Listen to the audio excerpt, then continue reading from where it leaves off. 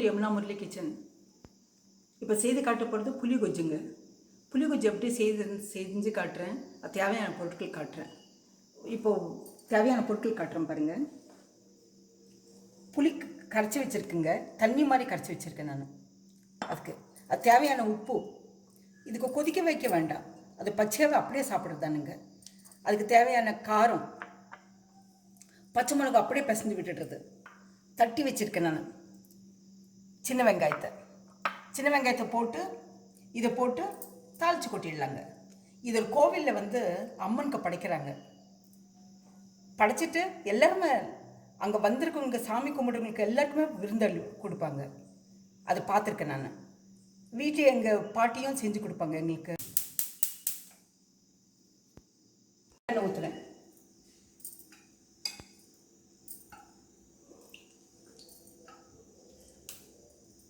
நல்லெண்ணெய் ஊற்றிட்டு கொஞ்சம் கடுகு போடு. எண்ணெய் காஞ்ச உடனே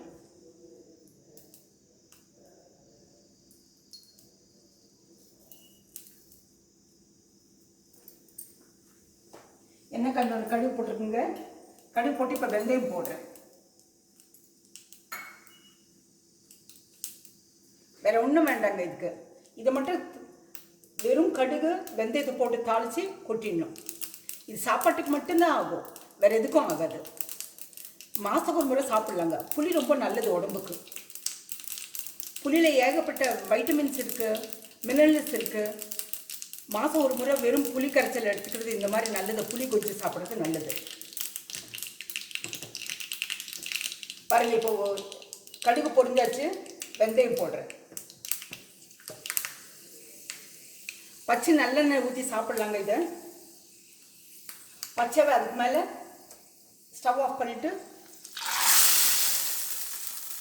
இதை கொட்டிடலாம். இதை கொட்டிட்டு இது ஒன்று சூடு இல்லைங்க.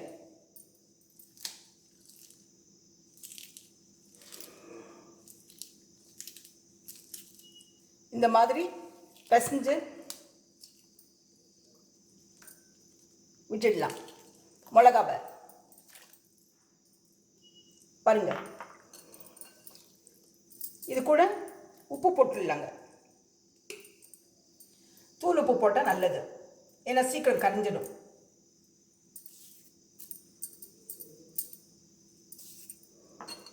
இது வெறும் சாப்பாட்டுக்கு மட்டும்தான் ஆகும்.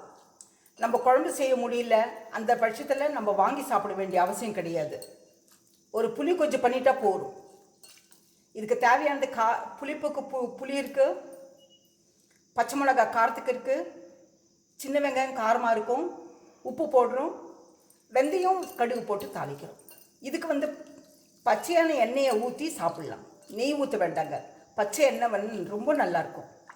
அவ்வளோதான். பாருங்கள், இந்த புளி கொஜ்ஜு இதை மாதத்துக்கு ஒரு முறை எடுத்துக்கிறது ரொம்ப நல்லதுங்க. ஹார்ட்டுக்கு நல்லது, சுகருக்கு நல்லது, வெயிட் லாஸ் ஆகும்.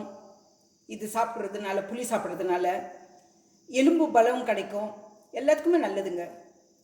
இதை மாதத்துக்கு ஒரு முறை சாப்பிடுங்க. நீங்கள் வெறும் சாதத்துக்கு மட்டும் ஊற்றி சாப்பிடலாம், நல்லெண்ணெய் ஊற்றி.